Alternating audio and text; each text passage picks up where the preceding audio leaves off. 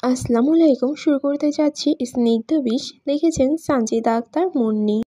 সময় এখন প্রায় সকাল 10:45টার কাছাকাছি। গত রাতে হালকার উপরে ঝাপসা বৃষ্টির দেখা মিলেছিল। রাতে বৃষ্টি হয়ে ধরা গিয়েছিল সকালে হবে, কিন্তু তা আর হয়নি। ফজরে খানিকক্ষণ আগে থেকেই বৃষ্টি থেমে গেছে। সূর্য উঠেছে তার তেজে রোশনি নিয়ে। এই কয়েকদিন রোদের প্রচণ্ড তাপ থাকলেও বাতাস ছিল না মোটেও। কিন্তু আজই ভিন্নতা দেখা মিলল। যেমন প্রখর রোদ আছে, তেমন হাওয়া বাতাসও আছে। গরমটা তাই একটু কম লাগছে। নাজের রান্নাঘরে সবজি কাটছিল, তখন বিবিজান বলে ওঠেন তৌসিরকে ডেকে দিতে। বেলা বেশ হয়ে গেছে। নাজার বিবিজানের কথা মতো রুমে এসে ওকে ডাকে, কিন্তু তৌসির ওঠে না। ডাকলে উল্টো খবিসের মতো অমৃতবাণী নিক্ষেপ করে মুখ হতে। নাজার এবার ঘরে এসে দেখে তৌসির পেটে উল্টো করে বিছানায় এলোমেলো হয়ে ঘুমিয়ে আছে। লুঙ্গি হাঁটুর কিছুটা নিচে উঠে গেছে। এতে ওর সাদা লোমযুক্ত পাদয় স্পষ্ট নাজহারের নজরে। নাজহার এক পলক তাকিয়ে দ্বিতীয়বার আর সাহস করল না তাকাতে। পা থেকে সরে দ্রুত তৌসিরের মাথার কাছে গিয়ে দাঁড়ালো, তারপর ওকে ডাক দেয়, এই যে, আপনি কি উঠবেন না? তৌসির ঘুমে থাকলেও ভেতর সজাগ। খুব ঘুম পাচ্ছে, কিন্তু ঠিকমতো ঘুমের দেশে পাড়ি জমাতে পারছে না। একটু ঘুম লাগতেই নাজহার এসে শুরু করলো মাছের মতো ভ্যান ভ্যান। তৌসির যে অবস্থায় শুয়েছিল ওভাবে শুয়ে থেকেই তন্দ্রাচ্ছন্ন সুরে বলে, এই সিনাল, তোর কি হইছিল? ঘুমাইতে দাস না কেন? এমন বৈরাগিরি করতেছ কেন? নাজহার তৌসিরের কথাই রেগে যাওয়ার কথা, কিন্তু রাগটা ঠিক ভর করে না। আরে কি বা করবে রাগ করে? এমন বাণী তোর শুনতেই হবে। ও এবার কষাঘাতের গলায় বলে তৌসিরের উদ্দেশ্যে, বিবিজান বলেছে আপনি ঘুম থেকে এবার না উঠলে আপনার লুঙ্গি একটানে খুলে নিতে। নাজহারের মুখের এমন বাণী তৌসিরের কানে পৌঁছাতেই ও আলস্যময় কণ্ঠে বলে ওঠে, সি সি সি, কী সব বেআইজাতি কথাবার্তা কসবেরি, সুন্দর করে ক। নাজহার বিষাদ ঘন ঝাঁঝালো সুরে বলে, আমি বলিনি, আপনার বিবিজান বলেছে। উঠুন এখন, বেলা 10টা বেজে গেল। কিন্তু তৌসির ওর কথা কানে নেয় না। সেই আগের মতনই শুয়ে থাকে। এই মাইয়েরা বড্ড জ্বালায় ওকে। সব কিছুতেই হিংসে করে, একটু ঘুমাতেও দেয় না। একটু ঘুমাইলেও তার আবার সহ্য হয় না। বিয়ে করে বউ না, বিপদ নিয়ে এসেছে। এর জন্যই হয়তো কিছু মানুষ বলে জীবনে বিয়ে করা সব থেকে বড় ভুল। তৌসির অলস অলস কণ্ঠে বলে ওঠে, সাউয়া সাউয়া করিস না তো, বেহুদা মহিলা, একটু ঘুমাইতে দে। নাজার এবার রাগ ওঠে, ভীষণ রাগ উঠেছে। ওঠারই তো কথা, অসভ্য পুরুষ একটা। নাজার এবার তীব্র রাগমাখা কণ্ঠে বলে, দেখুন, আমি বিরক্ত, আমি খুবই বিরক্ত আপনার এইসব ফালতু কর্মে, তাই তাড়াতাড়ি উঠুন। তৌসির শোনে না। ও কপাল কুঁচকে ঘুমানোর সুরে বলে ওঠে, কাউর মতো এমন প্যান প্যান করিস না আলো, নয়তো কাশিমপুর কবরস্থানে রাইখামো এখন গিয়া। আপনি উঠবেন নাকি আপনার উপরে পানি ঢালবো, কোনটা? আমি উঠতাম না কইছি, উঠতাম না। এবার তুই যে সাউয়া করবি কইরা নে। নাজার এবার হাত বাড়িয়ে খাটের উপরে এক গ্লাস পানি রাখা ছিল, ওটা নিয়ে দাঁতে দাঁত চেপে তৌসিরের উপরে ছুঁড়ে মারে। তৌসিরকে মনে মনে বাঘের মতো ভয় পেলেও এই এমন কাণ্ড ঘটিয়ে বসে নাজার। তৌসির তো ঘুমের তালে নাজারের কথায় এমন পাত্তা দেয়নি, কিন্তু এখন চোখ মুখে কানে পানি প্রবেশ করতে এক লাফে উঠে বসে। উঠে নিজের গায়ের দিকে তাকায়, টুপটাপ পানি পড়ছে, বিছানাও কিছুটা ভিজে গেছে। সেদিনও এমন করেছিল এই বেয়াদব মহিলা, আজও এমন করলো। তৌসিরের মন তো চাইছে চটকানা মেরে নাক মুখ সমান করে দিতে, কিন্তু না। চিত্তর আগে ফেটে পড়লেও কিছু করা যাবে না। তৌসির উঠে নিজের পা দুটো আলগা করে সামনের দিকে প্রসারিত করে বসে। দুই হাতে দুই দিকে বিছানা চাদর খাবলে ধরে জোরে জোরে শ্বাস ছাড়ে, যাতে রাগটা একটু হলেও কমে। নাজহার ঠায় দাঁড়িয়ে তৌসিরের উপর চোখ বুলাচ্ছে। এখন হয়তো ওকে দু একটা থাপ্পড় নিশ্চিত মারবে, এই বিষয়ে নাজহার নিশ্চিত, কিন্তু তারপরও সরছে না। কারণ ভয় পেলেই ভয়ে দৌড়ায়, আর না পেলেই ভয়কে জয় করা সম্ভব হয়। তাই সাহস নিয়ে দাঁড়িয়ে আছে, যা হবার হবে, পিছু হাঁটা যাবে না। তৌসির মুখ তুলে নাজহারের ন্যায় তাকায়। হাত দিয়ে তো কিছু করতে পারবে না, কিন্তু মুখ দিয়ে তো দু একটা অমৃতবাণী শুনাতেই পারে। তৌসির কঠোর চোখের ন্যায় তাকালো। মুহূর্তে সেই কঠোরতা একগুচ্ছ নিমিষতায় ও মায়াভরা নয়নে ভর করল। ভর তো করবেই, মায়া লাগা যে বাধ্য। এই মেয়েটার মুখখানা যে শুধু মায়ার জন্য বরাদ্দ। নাজারে কালচে সবুজ পান্না নয়না দুটো ন্যায় তাকিয়ে কিছু কঠিন বাক্য বলা তৌসিরের জন্য বড্ড কষ্টদায়ক। কিছু ভেতরে থেকে বের হয় না যে কিছু বলবে। বলার ভাষাটুকু স্বল্প সময়ের জন্য কোথাও একটা লুকিয়ে যায় বোধ হয়, নয়তো কিছু একটা বলতে পারতো। এই সবুজ চিত্র নয়নে মোহনীয় সামনে যে সব বিষাদমুক্ত চাপা পড়ে যায়। তৌসির এত মোহে আবেশে ডুবেও বলে ওঠে, মানুষ বিয়া কইরা ঘরে আনে বউ, আর আমি আনছি একা আখেরি গজব গাদ্দারিনী। নাঝার ভুরু কুঁচকে ভেবেছিল তৌসির ওকে হয়তো মারবে, কিন্তু না, তৌসির তেমন কিছু করলো না। কিন্তু কেন করলো না? হয়তো কোনো কারণ আছে। নয়তো ছাড় দেওয়ার মানুষ আর মায়া করার মানুষ তো তৌসির নয়। নাজারের হাতের গ্লাসখানা খাটের ওপাশে রাখতে রাখতে বলে, বিছানা চাচিম ছাদে মেলে দিন, চা খেয়ে এসে। তৌসির ওর কথা শুনে মুখ পানে তীক্ষ্ণ চোখে চায়। কত বড় সাহস! এই শয়তানি ভিজালো নিজের ঝাঁঝে ঝাড়লো, আর এখন ওকে অর্ডার করেছে নিজে শুকাতে। এই মাইয়া তো শেখ হাসিনার থেকেও ভয়াবহ। আগে ভাবতাম শেখ হাসিনা মাইয়া হয়েও এই দেশে সবচেয়ে ভয়াবহ মহিলা ছিল, কিন্তু এখন তো ওর ধারণাটা পাল্টে খেয়ে গেল। এসব কিছু ভেবে তৌসির নাঝারকে তাচ্ছিল্য সুরে বলে ওঠে, আগে ভাবতাম এই দেশে হয়তো শেখের মাইয়াই ছিল একমাত্র ভয়ঙ্কর চিজ, কিন্তু তালুকদারের মাইয়া তুই তো দেখি তার থেকেও 20 গুণ আগাইয়া। নাঝার তৌসিরের কথায় তীক্ষ্ণ সুরে বলে ওঠে, আমি কি করলাম? তৌসির নাঝার এই কথা জবাব না দিয়ে হাই দিতে দিতে বলে, তোর দাদার আইয়ে কোষ ছাদে নিয়ে দিতে, আমি পারতাম না আলো সিনাল এসব করতে। কেন?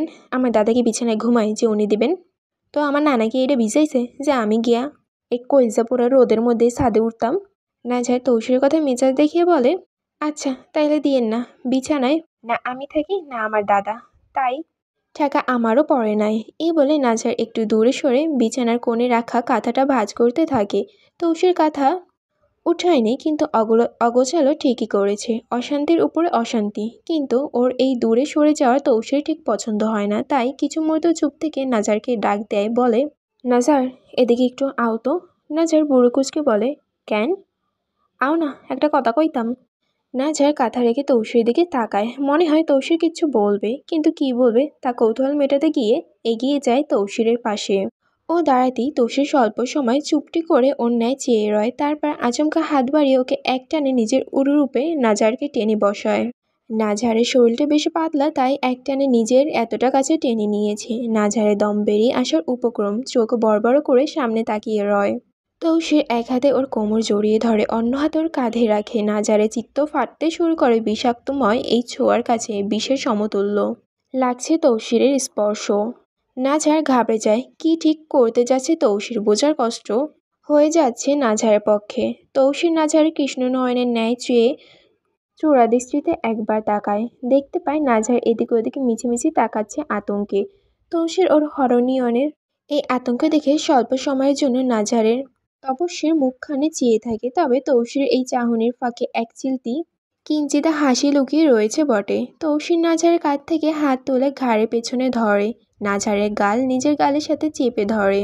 নাঝারের নাসিকা নিজের নাসিকা ঠেকিয়ে জোরে জোরে শ্বাস ছাড়ে। নাঝারের সারা দেহখানা পাথরের ন্যায় স্তব্ধ হয়ে যায় এই কাণ্ডে। ওর ভিতরখানা ছ্যাঁকা খেয়ে গেছে ভয়, কষ্ট আর বিষাদে। নাঝার এক মুহূর্ত অনুভব করছে ও ছিন্নভিন্ন শূন্যতা, যা ভর করছে ভয় আর ঘেন্নায় ধোয়া হয়ে উড়ে যাচ্ছে। তৌসিরের ভেজা গাল আর ধারালো দাড়ির স্পর্শে বুক চিরে যাচ্ছে, সাথে লেগে আছে ঘেন্নার বিষ। তৌসির খোঁচা খোঁচা দাড়িগুলো ওর নরম গালের কাটার মতো বিচ্ছে। নাঝা চোখ বুঝে নেয় ভয়ে। ওর শক্তি নেই তৌসিরকে সরানো, আর না ইচ্ছা আছে। কারণ নাঝা জানে তৌসির আজ নয়তো কাল নিজের অধিকারটুকু ঠিকই নিয়ে নেবে। এটা তো হবারই কথা। এটা তো ওর অধিকার, এটাই তো ওর হক। এটা বোঝার পরেও নাঝারের গায়ে ঘিন ঘিন অনুভব হচ্ছে কেন ওর। চোখ বুঝলেই তাল্লা ভাইয়ের স্নিগ্ধ মুখখানা ভেসে ওঠে। দম গলার কাছে আটকে গেছে এই মুহূর্তে। তৌসির ওকে ছাড়ে না, উল্টো ওর ঠোঁটের কোণে নিজের ঠোঁটে ছুঁয়ে দিয়ে মৃদু স্পর্শ করে। নাঝার নিম্ন সুরে বলে, আমায় ছাড়ুন তৌসির, ভালো লাগছে না এসব। তৌসির ওর কথায় চাপা হেসে ফিসফিস করে বলে, আমার ছোঁয়া ভালো লাগছে না? নাঝার তৌসির কথা চোখ বুজে উত্তর দেয়, ভারী ঘেন্না লাগছে। তৌসির নাঝারের মুখের বাণী শুনে খানিকটা ছ্যাদ করে যায়। নাঝার গালে আরো শক্ত করে নিজের গাল চেপে ধরে রুক্ষ সুরে বলে ওঠে, তাইলে যার ছোঁয়া ভালো লাগে হ্যাঁ লাগে হাঙ্গা বইতি, আমার কাছে আইসো কান বেডি। নাঝার তৌসিরের কথা করে কি বলবে বুঝতে পারছে না। ওর কথা ওর বুকে গিয়ে বিঁধছে। তৌসিরের বুকে ধাক্কা দিয়ে নিজের কাছ থেকে তৌসিরকে সরিয়ে দেয়। তৌসিরের চোখে চোখ রেখে বলে, আমার নিজের ইচ্ছায় কিছু হয়নি। তৌসির নাঝারের কথায় ওর দিকে খানিকটা সময় তাকিয়ে থাকে আর চোখে, তারপর মৃদু হেসে নাঝারের চুলে হাত বুলাতে বুলাতে বলে, এত ফ্যাত কইরো না, নাইলে কাইটটা পিস পিস কইরা এক পিস সুমা নদীতে, এক পিস কুড়িয়া নদীতে, আর এক পিস দিমু ভাসাইয়া জাদুকানা নদীতে। নাঝার তৌসির কথা আর একটা বাণীও অপচয় করে না। তৌসির কাছ থেকে সরে যাওয়ার জন্য উদয় হয়, কিন্তু তৌসির ওকে যেতে দেয় না। ওর কোমর জড়িয়ে ধরে শক্ত করে তারপর বসিয়ে দেয়। এমন কই মাছের মতো সরপাস করো কেন? কই মাছ খাও নাকি বেশি? নাজার দাঁতে দাঁত চেপে বলে, আমাকে ছাড়ুন। তুমি একটু বও, তোমার লাগে কিছু দরকারি কথা কইতাম। আমি শুনতে ইচ্ছুক নই। আমি কইতাম, শুনবা তার মানে শুনবাই, এত এক্সট্রা কথা কও কি লইগা? আমার মুখ আমি বলবো, তাতে আপনার কি? যখন থাপড়াইয়া মুখখান ফাটাইয়া নিমু তখন বুঝবা আমার কি। অতিরিক্ত বলে ফেলছেন কিন্তু। বালগিরি থুইয়া আমি যে সাউয়া কইতেছি এইটা হন। নাঝার চুপ হয়ে যায়। তৌসির এবার বলে, তুমি দেখতেছি সবসময় ফ্যান সাইডে রাখো, হনো এভাবে ফ্যান সাইডে রাখলে লেগুটার চইলে যাইব সকালে, তাই ফ্যান নষ্ট হয়ে যাইব। যখন রুমে থাকবা না তখন যেন ফ্যান বন্ধ থাকে, যখন বাথরুমে যাইবা তখনও যেন ফ্যান বন্ধ থাকে, যখন বেলকনিতে যাইবা বন্ধ কইরে যাইবা। একটার ফ্যান লাইট বেশি সময় জ্বালাইয়ে রাখবা না, বুঝলা? না যায় তৌসিরের কথাগুলো শোনে, তবে এক কান দিয়ে ঢুকায় অন্য কান দিয়ে বের করে দেয় উত্তর দিকে। তৌসির নিষেধ করেছে এসব করতে, এখনও আরও বেশি করে করবে। যা তৌসির না করবে তা 100 বার বেশি করে করবে। তবে এই মুহূর্তে নাজার আর একটা কথা মনে পড়ে গেল। সকালে যখন ও রান্নাঘরে গিয়েছিল তখন বিবিজানের কথায় কথায় ওকে খোঁচা দিয়ে বলেছিলেন, বুঝলে নাজার, চিংড়ি মাছে যতই লবণ মাখাই না কেন, কাঁচা গন্ধ কিন্তু মাথায় উঠেই যায়। এটা উনি ওকে খোঁচা মেরে বলেছিলেন। এটা তৌসিরকে জানানো উচিত। কেন ওকে খোঁচা মারে বলবেন? নাজার মুখ তুলে তৌসিরের শুকনো চোখের ন্যায় তাকায়, কারণ ও জানে ওর এই চাহনি তৌসিরের অন্তর্গহল গলবে না, কিন্তু একটু নরম হবে। নাজার হালকা মাথা কাত করে আলতো সুরে জিজ্ঞেস করে, আচ্ছা একটা কথা বলি, শুনবেন? মুহূর্তের মধ্যে এত নরম বদলে যেতে দেখে খানিকটা চমকে তাকায় তৌসির। ভুরু কুচকে বলে, শুনবো, কও। নাজার অনুমতি পেতেই মনে মনে হাসলো, খুশি হয়ে স্নিগ্ধ সুরে বলল, সকালবেলা বিবিচান আমাকে বললেন, বুঝলেন নাজার, চিংড়ি মাছের যতই লবণ মাখো না কেন, কাঁচা গন্ধ কিন্তু মাথায় উঠবেই। আচ্ছা এর মানে কি তৌসির? আমি ঠিক বুঝলাম না, এটা খারাপ কিছু উনি বলেছেন নাকি আমার সাথে মজা করলেন? তৌসির নাজারের কথা ঠিক কি উত্তর দেবে বুঝতে পারে না। ওর বিবিজান নিশ্চিত নাজারকে খোঁচা দিয়ে বলেছেন। এখন কি বলা উচিত ওর উত্তরে? তাই তৌসির ওকে জিজ্ঞেস করে, তুমি এর উত্তরে কিছু বলছো? নাজার দুদিকে মাথা নাড়িয়ে উত্তর দেয়, আমি বুঝিনি বিধায় শুধু মেঘে এসে মাথা নাড়িয়েছি। নাজারের এই তরল আচরণটা অল্পগহনার মনে ধরে তৌসিরের। তৌসির নিজে অনিচ্ছায় মৃদু হেসে নাজারের মাথায় হাত রাখে, তারপর নিজের পক্ষে জড়িয়ে ধরে। নাজারও আর বিপত্তি করে না। ও নিজের ডান হাত বাড়িয়ে তৌসিরের পিঠে এক কোণে আঙ্গুল দিয়ে ধীরে ধীরে খাবলে ধরতে থাকে। তৌসিরের বুকে মুখ গুজে ঠোঁটে টেনে এক শয়তানি হাসি ধরে রাখে। এটা সহজ ভাষায় বলতে গেলে তৌসির কানে কান পড়া দিচ্ছে নাজার, যেটা হলো সেটাই দিচ্ছে। তৌসির বিয়ে করে এনেছে ওকে, অন্য কেউ নয়, তাই অন্য কারো অধিকারও নেই ওকে খোঁচা মেরে কথা বলার। ওর দায়িত্ব ছিল তৌসির কানে পৌঁছে দেওয়া, আর তা সুন্দর মতো করে দিয়েছে। এবার বাকিটা তৌসিরের হাতে। এটা ভেবে নাজার তৌসির পিঠের অংশ শার্টটা খাবলে ধরে। এই বুকে মাথা গোজার ইচ্ছে নেই ওর, কিন্তু পরিস্থিতি বাধ্য করেছে ওকে এটা করতেই হবে। তৌসিরের গায়ে লোম খাড়া হয়ে যেতে শুরু করেছে, বুক ধরপড় করছে নাজারের এই স্পর্শে। তৌসির কাপা হাতে নাজারে চুলে হাত বুলিয়ে দিতে দিতে বলে, আর কেউ কিছু বললে তুমি আমারে এসে বললো, আমি দেখা নিমো। আর বিবিজান কি বলছে আমিও বুঝিনি, তাই জিজ্ঞেস করবো আনে তুমি তোমারে হাই কি কইছে, তারপর তোমারে জানা মনে। নাজার মৃদু হেসে বলে, আচ্ছা, বলে তৌসির থেকে সরে গিয়ে উঠে দাঁড়ায়। ওড়নাটা ঠিক করতে করতে বলে, আপনি নিচে যান, আমি এগুলো গুছিয়ে আসছি। তৌসির ওর কথায় মাথা নাড়িয়ে বিছানা থেকে নেমে যায়। ঘুম আর বউয়ের মাথায় যেসব ঘুরছিল এইসব এবং বউয়ের মায়া কাটিয়ে রুম থেকে বের হয়ে যায়। লুঙ্গি ঠিক করতে করতে তৌসির করিডোরে এসে ঘুমানোর চোখে চারপাশে তাকায়, তারপর এক চিলতে হাসে। তৌসির ঠিকই ধরে নিয়েছিল নাজারে চালাকি। যে মেয়ে দুনিয়া ভেজে খাইতে পারে সে নাকি আবার সামান্য কথা বুঝতে পারে না, তা কি আর হয় নাকি?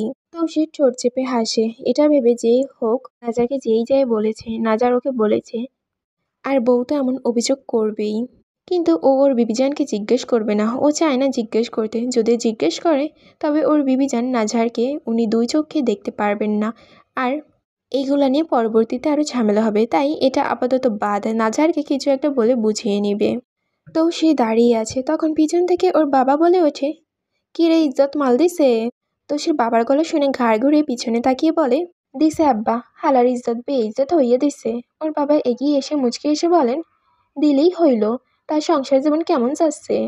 তৌসির ওনার কথায় চোখ ছোট ছোট করে তাকিয়ে বলে, আর কি সংসার আব্বা, তোমার মায় আমার বউরে খালি খোঁচা মাইরে কথা কয়, আমার বউ আবার সব কিছু বোঝে না, পরে এসে আমার জিজ্ঞেস করে এটার মানে কি ওটার মানে কি। আজকে জিজ্ঞেস করতেছে চিংড়িতে যতই লবণ মাখাও না কেন কাঁচা গন্ধ ঠিকই মাথায় উঠবে, এইটার মানে কি। এইটা নাকি ওরে বিবিজান কইছেন।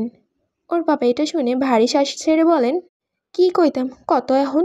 আচ্ছা আমি কালকে কৌশলে আম্মারে কমু নেই এসব না করতে, মাইটা অনেক ছোড়ো। তৌসির মাথা নাড়িয়ে বলে, তোমার ইচ্ছা কইলে কইও, নাইলে আমার বউ আমার মগজ খাইয়ে নিবে। এই বলে বাপ ছেলে সামনে এগোতে থাকে নিচে যাওয়ার জন্য। সকাল এখন দুপুর গড়িয়ে 11টা, চারপাশে উত্তপ্ত রোদের দাপট, মনে হচ্ছে আগুন হাতছানি ছড়িয়ে আছে বাতাসে। ইদানিং গরমের খামখেয়ালিও খেয়াল থাকতেই জানে না, মনে হয় একটা দগ্ন করছে ভূমি ও মানুষকে। আকাশের কোণে কোণে নেই মেঘের আভাস, নেই শীতল বৃষ্টির সন্তানা ও অনাবৃষ্টির বিমাহিত তাপের ক্লান্ত পৃথিবী হা হুতাশ করছে। গরম আর গরম। এই গরম সহ্য করতে না পেরে রুদ্র এসে ডুব দিচ্ছে শিকদার বাড়ির বড় পুকুরে। বড় পুকুরের পানি বেশ ঠান্ডা, মন প্রাণ জুড়িয়ে যায় একদম নিমেষেই। ইজ্জত আলীর ওখান থেকে মাল নিয়ে আসার পরই গোসল দিয়েছে একবার নদীতে, এখন আবার দিচ্ছে, মনে শান্তি মিলছে না ঠিক। হঠাৎ পুকুরে পাড় থেকে কেউ বলে ওঠে, রুদ্র ভাই তোমার লুঙ্গি। রুদ্র কণ্ঠটা শুনে পাড়ি দেখে তাকায়, দেখে সিমরান দাঁড়িয়ে আছে। সিমরান তৌসুরে সেজো চাচার তিনহান শিকদার একমাত্র মেয়ে। মেয়েটাকে দেখতে বড় মায়াবী লাগে। গায়ের রংটা একটু চাপা হলেও মুখের গড়ন বেশ সুন্দর। রুদ্রর মনে কুটুরে মাঝে মধ্যে এই মায়াবী মুখখানা উকিঝুঁকি দেয়, তবে রুদ্র এই উকিঝুঁকিকে ততটা পাত্তা দেয় না। রুদ্র সিমরানকে দেখে বলে, কিরে তুই এনে কি করস? আমি তো মিহুলরে কইছিলাম লুঙ্গি দিতে। সিমরান লুঙ্গির কাপড়টা রাখার বাঁশি রাখতে রাখতে বলে, আমি আইতে চাইছি নাকি? মিহুল পাঠাইলো, ওই খেলতে যাইব নাকি? রুদ্র ওর কথা শুনে বুড়োকুচকে বলে, একটা যুবতী মাইয়া হইয়া একজন যুবক গোসল করছে, তার মধ্যে তুই কোন বিবেকে আইলি? সিমরান চলে যাচ্ছিল কিন্তু থেমে যায়। ঘাড় ফিরিয়ে রুদ্রের দিকে তাকিয়ে বলে, আপনি নিজেকে যুবক দাবি করছেন? হ কেন, তোর কোনো সন্দেহ? বুড়া হয়ে যাচ্ছেন, বয়স 30-এর উপরে, তাই কথা একটু সাবধানে কন। রুদ্র পানি থেকে উঠে সিঁড়িতে বসতে বসতে বলে, যখন আইসিস তাইলে এদিকে আয়, আমার পিঠে 200 টাকা ঘষা মার, গা জ্বালানোর ওই যে ঘষানোর জালটা দিয়ে একটু ঘষা দিয়ে দে। সিমরান দীর্ঘশ্বাস ফেলে সিঁড়ি বেয়ে নিচে নামে, তারপর জালে সাবান নিয়ে নেয়। এক হাতে রাখে রুদ্রর কাঁধে, অন্য হাতে পিঠে ঘষে দেয়। রুদ্র চোখ বুঝে নিয়ে বলে, তা সিমরান বাড়িতে দেখলাম ঘটক আইলো, তোর বিয়ার লেগে নাকি? সিমরান রুদ্রের কথা মেঘে এসে উত্তর দেয়, কি ইসে কন রুদ্র ভাই, আমার মতো কাইলে মাইয়ের আর কেডা বিয়ে করব? যে বিয়ে লাগবো? রুদ্র খুব খারাপ লাগে সিমরান নিজের প্রতি নিজের এমন উপহাস দেখে। রুদ্র কড়া গলায় বলে ওঠে, দূর এমন করিস না, তোর গায়ের রংটা একটু চাপা, কিন্তু তোর মতো সুন্দর গরনের মাইয়া আছে নাকি এই দুনিয়ায় 2টা?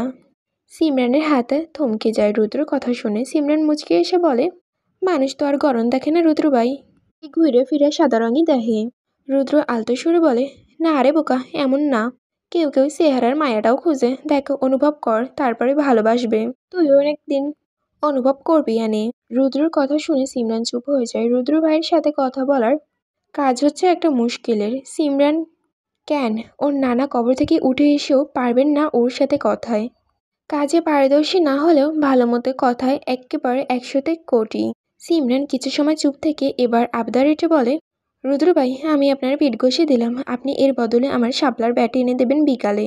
রুদ্র ওর কথায় বলে, বিকালে পারতাম না, তোর লাগে গোসল কইরে তা গিয়া এখন আবার ভিজতামু হাঁটু পানিতে নাইম্মা, তাও আবার ওই ময়লা পানি। কাল আলবনে কয়টা? আচ্ছা। এ বলে সিমরান জাল রেখে হাত ধুয়ে নিয়ে বলে, আমি যাই। রুদ্র মাথা নাড়িয়ে বলে, যা।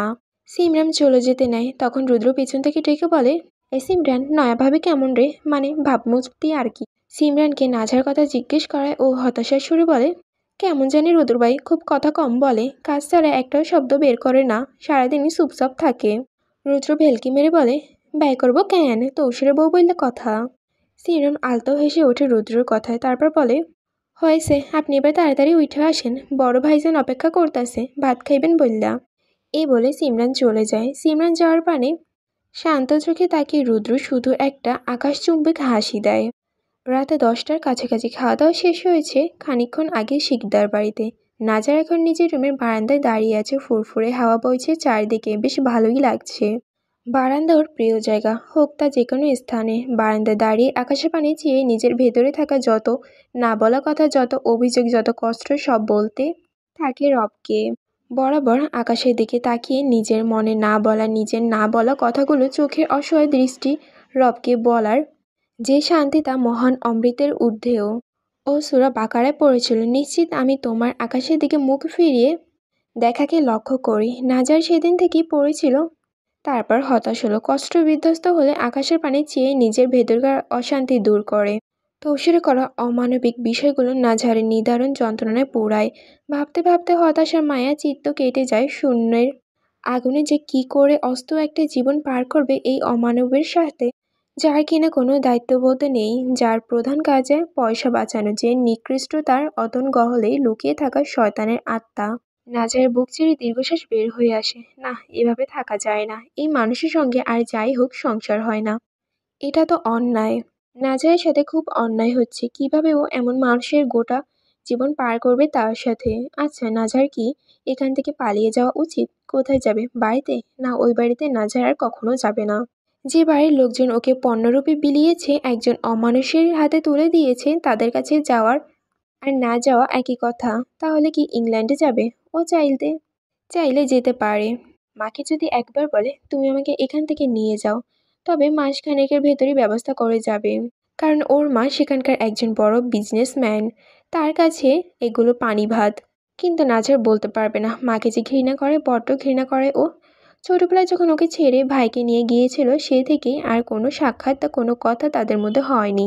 মাকে শেষ কথা বলেছিল ছোট্ট নাজার, তুমি যেও না আম্মু, তুমি চলে গেলে আমার কি হবে? সেদিন নাজার এই কথায় কোনো রাগ ছিল না, ছিল অপেক্ষার আকুতি। কিন্তু ওর এই অসহায় আকুতি ওর মা শোনেনি। তিনি চলে গিয়েছেন নিজের গন্তব্যে। তারপর হতে আর মা বলতে কেউ আজ এই পৃথিবীতে নাজার ভোলার চেষ্টা করেছে। তবে ভোলার চেষ্টা করলেও কি আর ভোলা যায়? মাঝে মধ্যে সেই ঠিকই মনে পড়ে যায়। মা তো নারী টান বলে কথা। যখন মনে পড়ে তখন ভেতরটা তোড়পাড় হওয়া শুরু হয়ে যায়। মনে হয় কেউ অন্তরটাকে টেনে হিঁচড়ে বের করে নিয়ে যাচ্ছে। ও এইগুলো ভাবনার মস্তিষ্কে আটকে নাজারের চোখের কোণে বিন্দু পরিমাণ জল জমে, কিন্তু গড়াই পড়ে না। কান্নায় নাঝার অভ্যস্ত নয়। নাঝারের মানে জীবন মানে বাস্তবতা। আর বাস্তবতা কখনো সুখী হয় না। তার সবসময় কিছুটা দুঃখ, কিছুটা আনন্দ আর তিক্ততা নিয়ে আয়োজিত। এই পৃথিবীর সুখের জন্য বরাদ্দ না। এটা কেবল একটা যুদ্ধক্ষেত্র ছাড়া আর কিছুই না। এই দুনিয়া সেই জায়গা যেখানে আদম আলাইসাল্লামকে শাস্তির জন্য পাঠানো হয়েছিল। তাহলে এই জায়গায় আমরা কিভাবে সুখ চেয়ে বসি? সুখ বলতে কিছু নেই। নিজের মনকে বুঝাতে পারলে ফিতনাই বাঁচাতে পারবে। ব্যাস এতটুকুই। এমন সময় হঠাৎ পিছন থেকে একটা আওয়াজ নাজারের কানে ভেসে ওঠে। কি তালো তালুকদার মাইয়া, জিনটিন ঘাড়ে তোলার শখ হয়েছে নি তোমার? তৌসির কথায় গায়ে ফোসকা পড়ার মতো একটা অনুভূতি হয় নাঝার, কিন্তু কোনো উত্তর দেয় না। চুপচাপ বারান্দার রেলিং ধরে দাঁড়িয়ে থাকে। এই লোকের সাথে যতটুকু কম কথা বলা যায় ততটুকুই কল্যাণজনক নিজের জন্য। তৌসির নাঝারে চুপ থাকতে দেখে বুড়ো কোচকে ভাবতে থাকে, মাইয়াটার কি হইল? সারাদিন তো ফ্যাত ফ্যাত করে, কিন্তু আজ কথার উত্তর দিল না যে। সত্যি সভ্য জিনটিন ধরলো নাকি আবার? তৌসিরের মনটা কেমন যেন খচ করে উঠল। তৌসিরের মোটেও এমন নীরবতা পছন্দ হলো না। এই নীরবতা বিরক্তিকর তৌসিরের জন্য। সত্য অর্থে তৌসির নাজারের সাথে কথা বলার সময় ভালোই লাগে। কথায় কথায় ওকে রাগিয়ে দেওয়া, ওর রাগ দেখে এগুলো অভ্যাসের মতো পরিণত হচ্ছে ইদানিং। তৌসির মেখে এসে নাজারের পাশে গিয়ে দাঁড়ায়। কিছুটা দূরত্ব নিয়েই দাঁড়ায়। কাছে দাঁড়ালো না, পরে না বেইজ্জতে কইরে দেয়। তাই বেইজ্জত হওয়ার চেয়ে ইজ্জত নিয়ে বাঁচাটাই উত্তম। তৌসির কিছু সময় চুপচাপ দাঁড়িয়ে রয়, একেবারে সাধু বাচ্চার মতো। কিন্তু সাধুতম তো আর তৌসিরের সাথে যায় না। তার মাথাটা কাত করে নাজারের ন্যায় তাকায়। নাজার ভাবমূর্তি বোঝার চেষ্টা করে, ভালো নাকি খারাপ নাকি মধ্যম। কিন্তু না, তৌসির বুঝতে পারে না তার ভাবমূর্তি। কোনো হাল বুঝে উঠতে পারছে না। কোনো এক হালার পুতের মুখ থেকে একখান গান শুনছিল, মেয়েদের মন বুঝা নয় রে নয় সোজা। যখন শুনছিল তখন বোঝেনি এই গানের মর্ম, তবে আজ বুঝতে বটে এই গানের মর্মখানি। মাইয়া মানুষের মন আর মুড বোঝা বেশ কঠিন কর্ম। অল্প সময় সিও থেকেও সোজা হয়ে দাঁড়ায়। তারপর আকাশের দিকে দৃষ্টি নিবদ্ধ রেখে বলে, তুমি বড্ড স্বার্থপর তালুকদারের মাইয়া। দরদ নাই বিন্দু পরিমাণও তোমার মধ্যে। নাজার নিজের বিরুদ্ধে এমন অসহ্য বাণী শুনে সামনে তাকায়। তৌসিরকে দুঃখ দরদ শেখাচ্ছে না, এবার আর মানা যায় না। কিছু না বললে নিজের অপমান করা হবে। সে অস্তে পিছনে ঘুরে তাকায়। যে আস্ত মানুষকে কুপিয়ে হাত লাল করে সে দুঃখ দরদ শেখাচ্ছে। নাজার হালকা ঘাড় ঘুরিয়ে তৌসিরের দুর্ভিক্ষ চোখে চেয়ে বলে, আপনার সাথে আমি কি এমন করেছি যে এমন কারণহীন কথা ফরমাচ্ছেন? তৌসির আকাশ থেকে দৃষ্টি সরিয়ে এক নজর প্রাণভীত নয়নে তাকায় নাজারের সুধাময় মুখে। এক নজর তাকিয়ে ঠিক চোখের পলক সরাতে পারেনি বিধায় ওর পানে চেয়ে থেকে মৃদু সুরে শুধায়, এই যে আইজে সকালে আমি ক্লান্তিতে মাছের মতন হুতিয়া বিছানায় ছটফট করলাম, সামনে থেকেও তো একবার জিগাইলা না কি হয়েছে আপনার। নাজার তৌসির কথা শুনে কিঞ্চিত হাসলো, যদিও উত্তর এই কথাটি হাসির নয়, তবে নাজারের কাছে তাচ্ছিল্য করার একটা কথা যার কোনো ভিত্তি নেই। ও খেয়ে আর কোনো কাজ পাচ্ছে না যে ওকে এসব জিজ্ঞেস করবে। নাজার সবসময় টাস টাস উত্তর দিতে অভ্যস্ত, তাই অভ্যাসের মতো আকাশের ন্যায় তাকিয়ে চটজলদি উত্তর দেয়, আপনি ছটফট কেন? যদি মরেও যান আমি নিজ ইচ্ছে আপনার লাশে চোখ বুলাবো না। জিজ্ঞেস করার তো অনেক দূরের কথা।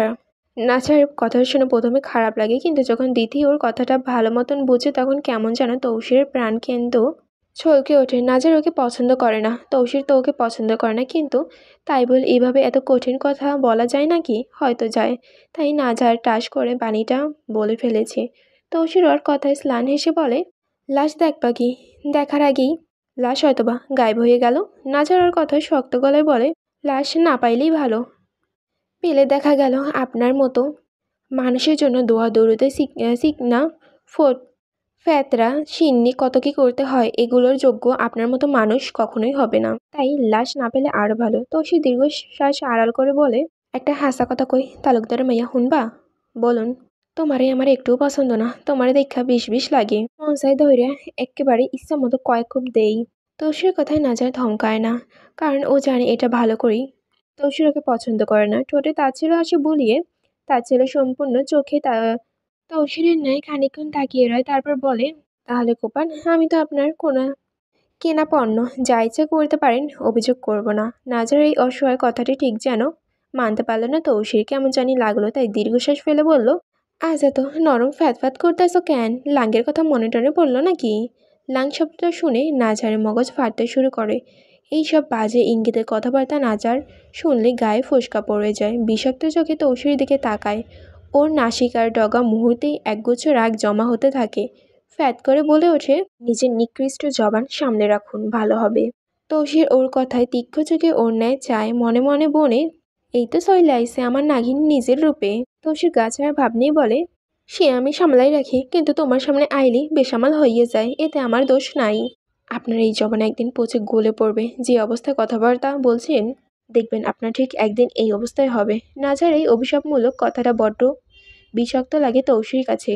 গাদ্দারের মতো একটা কথা কইল এই মাইয়ায়। তৌসির তিক্ত সুরে বলে ওঠে, ডাকাইতের ঘরে ডাকাইত, তুই দেখতাছি ব্যবসাতার মতো গাদ্দারি উস্তাদ হয়ে গেছো, জামাইয়ের এমন অভিশাপ দেস? গজব পর্ব তোর ওই ঠাড়া পড়া জবানে। নাজার দাঁতে দাঁত চেপে তৌসিরের কথা পিঠে বলে, আগে যদি জানতাম আপনি এতটা খারাপ, তাহলে আপনার নামে কবুল না পড়ে বিষ খেতাম। তৌসির ওর কথা শুনো, কিন্তু ও তো আর কম যায় নাকি। ও সোজা উত্তর দিয়ে শোধায়, আগে খাস নাই তাইলে এখন খা, দিতামাই না বিষ। নাজার আর এক মুহূর্ত দাঁড়ায় না, বারান্দা থেকে চলে আসে। এখানে আর এক মুহূর্ত দাঁড়িয়ে থাকলে সম্ভব সম্ভব হয়তো তৌসিরের মাথা ফাটিয়ে দেবে। যায় তবে বলে যায়, ছি ছি ছি, এত মুনাফিক এত মুনাফিক। নাজার যাওয়ার দিকে তাকিয়ে তৌসিরের বুক চেড়ে দীর্ঘশ্বাস বেড়ে হয়ে আসে। কুত্তর বাচ্চা, কুত্তর মতো ঘেউ ঘেউ না করে সাপের মতো ফ্যাত করে কেন? এই বলে চারপাশে বিষাক্ত নিয়ে এক পলক চোখ বোলায়, তারপর নিজেও রুমে যায়। এখন থেকে বেলকনিতে নাচের পাশে কম আসবে। তো সে ঘুমিয়ে আছে নিচের পাটিতে, ও বাহুতে এলোমেলো চুলে শুয়ে আছে নাঝার। তাকে নিয়ে ও শুয়ে আছে হাজার বলার পরও নাঝার বিছানায় যায়নি। ওর কথা প্রথম দিন যখন নিচে ঘুমিয়েছে, তাহলে সে নিচেই ঘুমাবে। তৌসির আর কি করবে? ও কি কখনো পারে নাজার ঘাড়তারামির সাথে? না, তা কখনোই সম্ভব নয়। তৌসির নানার কবর থেকে উঠে এসে তর্কও পারবে না, আর তৌসির পক্ষে পারা তো অনেক দূরের বিষয়, তাই নিজেও নিচে চলে এসেছে। নাজারকে নিজের বক্ষে টেনে নিয়ে বেদম ঘুমে তলিয়েছে। নাজার ঘুমাচ্ছে, সাথে ওর বিড়ালগুলোও আছে, ওদের আশেপাশে ছড়িয়ে ছিটিয়ে পেট উল্টে শুয়ে। তৌসিরের সারা শরীর ব্যথা করেছে নিচে ঘুমাতে, কিন্তু নাজারের ঘন কেশরাতে নাক মুখে ডুবিয়ে ঘুমানোর লোভ যে সামলাতে ব্যর্থ সে। তাই তো এত কষ্টে সইতো নাজারের পাশেই থাকে। নাজারে চুল মুখে ডুবিয়ে ঘুমাতে মনে হয় অমৃত স্বাদ নিচ্ছে। তৌসির গভীর ঘুমে ডুবে থাকলেও তার ভেতর ভেতর এক অদ্ভুত জাগরণ তাড়িয়ে আছে এখন। হঠাৎ কানে আসছে এক ঝনঝন শব্দ, নূপুরের ঠনঠন ধ্বনি। মনে হয় কেউ অদৃশ্য পায়ে ওর মাথার চারপাশে ঘুরে বেড়াচ্ছে। প্রতিটা পায়ের শব্দ মনে হচ্ছে মৃত্যুর ঘণ্টা ধ্বনি। অসারীয় নৃত্যর মঞ্চ। স্বপ্নে আচানক এক চোখের সামনে উন্মোচিত হয় এক ভয়াবহ দৃশ্য। আগুনে দাউ দাউ করে জ্বলছে চারদিকে, শিখার লোহনীয় জিহ্বা আকাশ ছুঁইতে চাইছে, বাতাসে হয়তো কাঁপছে দগ্ন মাংসের করুণ গন্ধে। সেই অগ্নির ভেতরে দাঁড়িয়ে আছে এক রমণী, নগ্ন অর্ধজংল দেহে, দগ্ন চামড়ার গন্ধে চারিদিকে ভারী হয়ে উঠেছে। সেই নারী আর্তচিৎকার করছে, কিন্তু এই চিৎকারে মানুষ কম, মৃত আত্মাদের খবর ফাটা হাহাকার মনে হচ্ছে। তার পাশে এক অর্ধবয়স্ক নারীকে টেনে নিয়ে যাচ্ছে অন্ধকারের অমানবিকের হাতে। সেই নারী বুকফাটা কান্না আকাশও ফাটিয়ে দিতে চাইছে, কিন্তু আগুনের শব্দে তা গিলে খাচ্ছে শূন্যতা। লুটেরা দানবের তার ইচ্ছের বিরুদ্ধে ইজ্জতে ছিঁড়ে খাচ্ছে শুকনো শকুনের মতো। রক্ত ঝরছে মাটিতে, আবার সেই রক্ত মিশে যাচ্ছে অগ্নির তীব্রতায়। সবকিছু মিলে এক শয়তানি রঙে রঞ্জিত হচ্ছে দিগ্ন। তবে এই চিৎকারগুলো কখনো তলিয়ে যাচ্ছে অচেনা সুরে, আবার হঠাৎ বাংলায় কান্না রূপ নিচ্ছে। ভাষা বদলাচ্ছে, অথচ যন্ত্রণা একই, রক্ত, আগুন আর ধর্ষিত আত্মার হাহাকার। শব্দগুলো মিলেই যাচ্ছে মৃত্যুর গর্জনে। মনে হচ্ছে পৃথিবী ভেঙে পড়ছে এই মুহূর্তে, ধ্বংস হয়ে। ধর্ষের নিদ্রিত বুকু হু হু করে উঠছে, ওর গলা শুকিয়ে কাঠ হয়ে গেছে, কপাল কুঁচকে রয়, শ্বাস আটকে গেছে গলায়। স্বর আর বাস্তবের পৃথিবীর মানুষের মতো মনে হচ্ছে না। স্বপ্ন আর বাস্তবের সীমারেখা গুলিয়ে যাচ্ছে। মনে হয় তৌসির এই দগ্ন মাঠে দাঁড়িয়ে আছে, রক্ত, আগুন, আর্তনাদ সব মিলিয়ে চারপাশে এক শয়তানি মহারঞ্জে পরিণত হয়েছে এই স্বপ্ন। বরংবার তৌসিরকে এসে দেখা দেয়। এই স্বপ্ন তৌসির কাছে কোনো স্বপ্ন নয়, বরং মনে হয় ও জাহান্নামের দরজা হঠাৎ খুলে গিয়েছে, ওকে নিয়ে নিজের ভেতরে গিলে নিচ্ছে।